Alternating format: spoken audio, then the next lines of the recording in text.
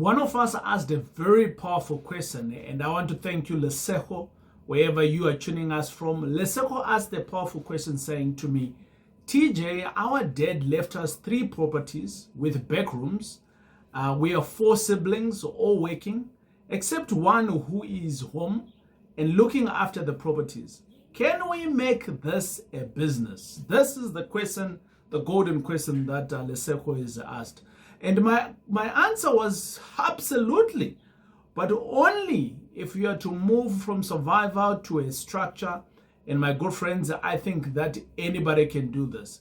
Now, this is for anyone, this video here, this is for anyone who has inherited property and wants to run it into what I call a generational wealth, not just a family headache, because I see this in South Africa all the times.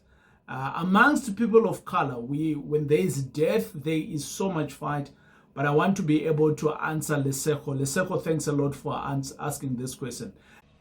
If we are meeting for the first time, my name is TJ, your host, and I'm a former banker and founder here at the TJ Tribe. And I do business with a focus in student accommodation, flips, which is buy and sell, and coaching, with the hope that all of us, as young, upcoming modern parents, we can be able to have passive income from real estate. Welcome to the channel. And I'm going to try to do all of this in 10 minutes. I'm learning how to do this in 10 minutes, so let's go. I think that Lesogo, like not so many fathers, your father has left more than a house. I think that he has left an opportunity, a humongous seed. Many South Africans have backrooms as passive income. I see that. But without a structure, it's just pocket money. That's what it is. I'm of the view that your father has left you a seed that can grow into multiple things. Now, I want to say this. Amongst the 4 of you, there is a few opportunities that I see. The first one is that I see that all of you are working, so you got capital that you can bring in one form or shape. We'll talk about it just now.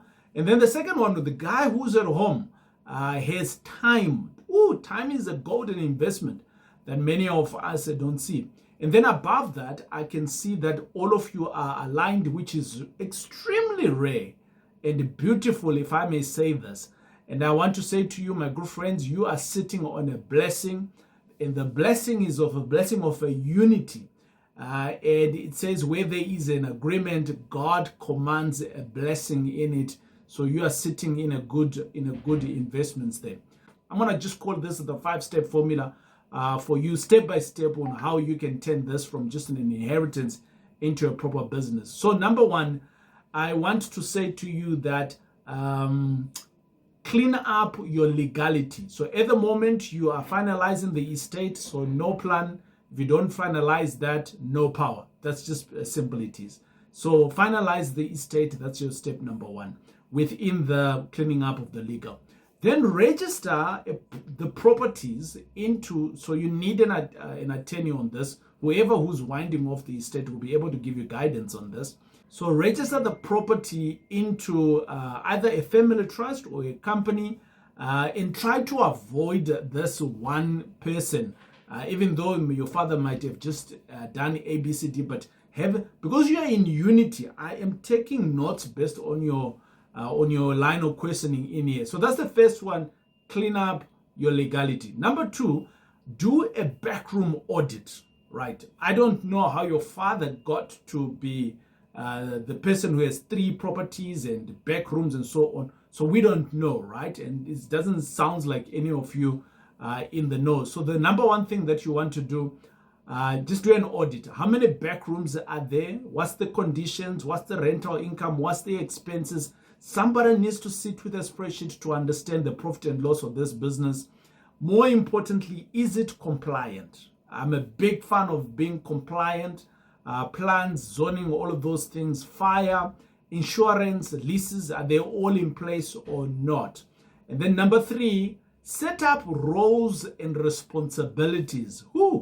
I can understand that you guys, all of you, are now living in the north, like what you said, and you have moved on, but I'm sure you are doing these things in your workplaces already, roles and responsibilities.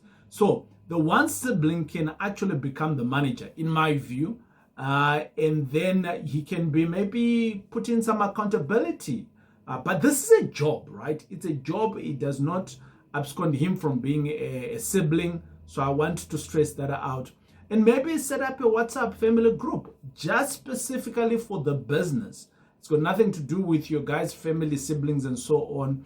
And then try to run your monthly financial report in there and all the other challenges that are happening. But obviously, I want to stress the fact that find a leader in the business. On these roles and responsibilities, there has to be a leader. And if it means that you're rotating the leadership, that's great. Maybe have a 2-year plan, where someone else is leading, someone else comes in.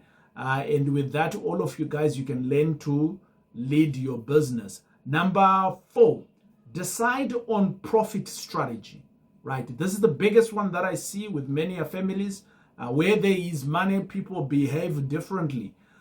So save up either for upgrades, that's number 1, or you're distributing. Are you distributing quarterly, half a year, every year, or you're not distributing, you're just using all the money or 50% of the money and you guys take on a holiday. And this becomes the benefit of this company. I don't know. There's so many ways of doing it. But above that, I also want to stress the fact that you may need to set this up not just to squander the moolah, but reinvest to build more or to buy another property because you guys got capital. You could maybe also debt that you can borrow because all of you are employed. I'm hoping that it's possible. So these are some of the things that I would do under the decide on the profit strategy. So that's where I am. Point number 4, I think it is. Point number 5 is more important for me. Create a family property business, right? So number 1, you've got the company that we've spoken about, or the trust that we spoke about earlier on. 2, open a business account that where all the expenses are going to go to, all the money is going to go to. So now we understand that. Now, obviously, you've registered the entity that what we spoke about earlier on. So if you can't have a bank account if you don't have an entity. And now it's no longer so-and-so's money. The money belongs to the company. And the company belongs to everybody. And if it's a trust, the beneficiary is everybody who is born of you guys. And now, very importantly, run a profit and loss for this business, right? So it's a budget. You need to have a budget for maintenance, for tenant management, and all of those things. But I want to also bring in another thinking here. Remember that sibling of yours who is at home. I think bring him in as a property manager, like maybe send him to school. If he doesn't pass, he needs to pay back the money. Like there's so many things that you can start to do now. And maybe you can save up and this money can now be able to buy you guys a block of flats. You got equity. At the average, if I'm just to think about this in South African context, I don't know where the properties are. Maybe you actually guys have minimum of 1,500,000 at hand, minimum. So I think actually more than that. Hey, my friends, I apologize that I had to break this conversation, but I just wanted to bring you in this conversation of property management. This can become such a hassle. If you've got more than one tenant and they're in different places, this can really become a stress because all you're now needing to do is to manage tenant issues, maintenance calls, late payments sometimes, and endless paperwork. So my good friends, I have been deploying all my properties to a company that is called Productive Realty. They are out in Boksburg and all they do is manage properties, particularly for early investors, particularly for seasoned investors, actually for all investors. And they do this because they themselves, they are also investors in properties. They understand the game of investing and managing. The money is not made in buying properties. I always say to people, the money is made in the management of the actual property, because that's a lifelong, you need to be able to pay all the things that you need to pay for. So the company Productive Realty, my good friends, and Leroy Slava, he has a big team there and they manage their portfolio and they can also manage your portfolio. So if you're in and around Johannesburg, particularly in the east, they are readily available to actually just be able to jump on board and take over your properties wherever it is right now. They will do placements for you. All of these things that we spoke about, the tenant issues, all of that will be gone because Productive Realty will be able to manage that for you. So my good friends, all you need to do is drop us an email. You can see where it is here, and the team at Productive Realty will be able to take all of your hassles away from your tenants, and you can be able to have peace of mind, sleep, hassle-free investments whilst they are managing all your tenants for you. So what are you waiting for? Be like me and jump on to Productive Realty. Let the guys help you out. Now here is where you have, you guys got like an enormous opportunity. You don't just have 3 properties. You're looking at yourself and say, we've got 3 properties. You actually have a mini property portfolio. That's what you have at this moment. And with a good income from the business, not from the business, from your employment, sounds like you guys, your father did well. He sent you to school and you're all in the north, which is amazing. Plus the existing backrooms, so your income plus your backrooms, you could either renovate this and make it amazing. You can add more rooms, which can make it amazing. Or like I did mention, you could buy a block of flats using this money as the equity.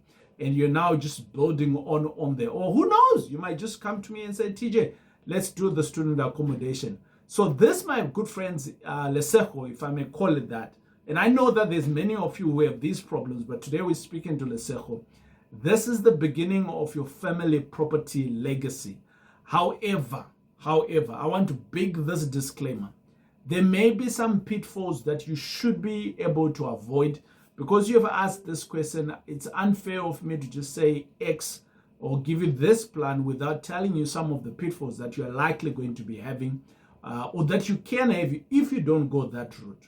And I'll give you around about 5 of them. The first one is that one sibling, there's normally a tendency of one sibling taking over without transparency. When you got 4 siblings, there'll be one that is naturally strong. So they may just bulldoze themselves and then they take over. But without the paperwork, because, nobody has agreed and that kind of things.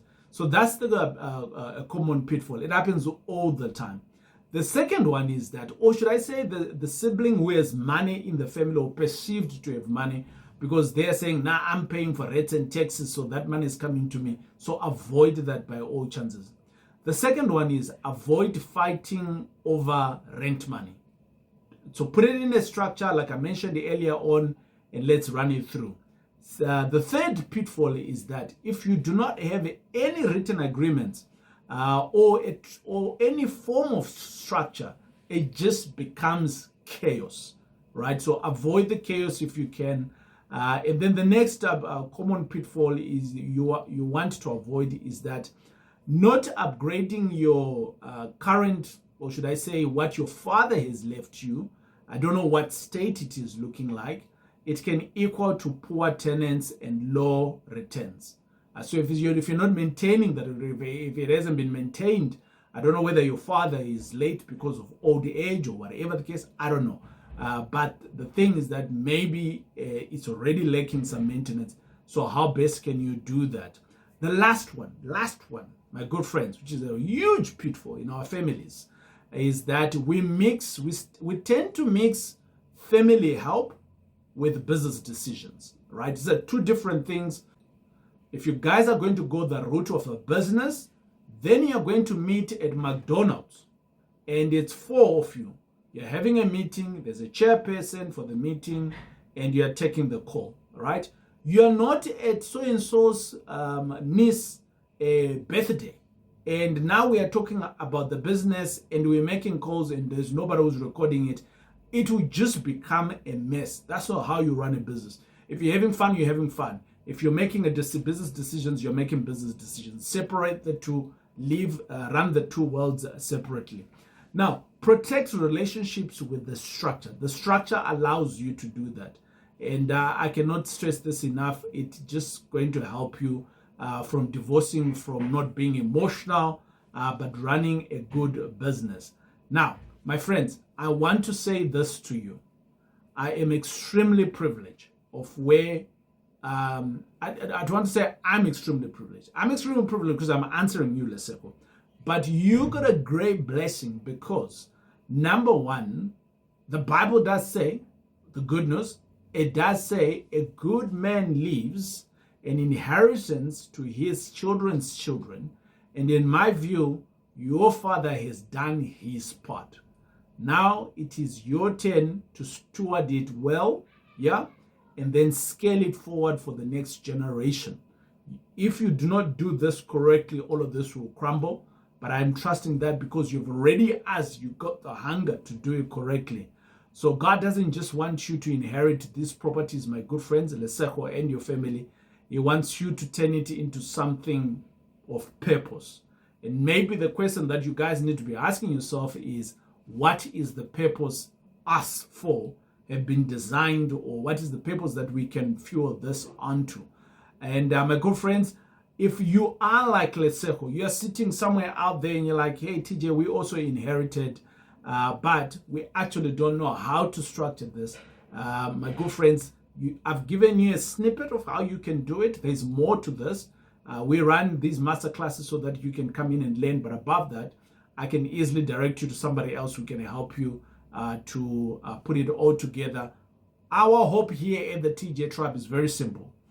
Can you create alternative income with real estate? And if you're doing it with your inheritance, you are blessed. So let's continue with that notion. And until we see each other again on the next video, it is I, your boy, TJ. Boom.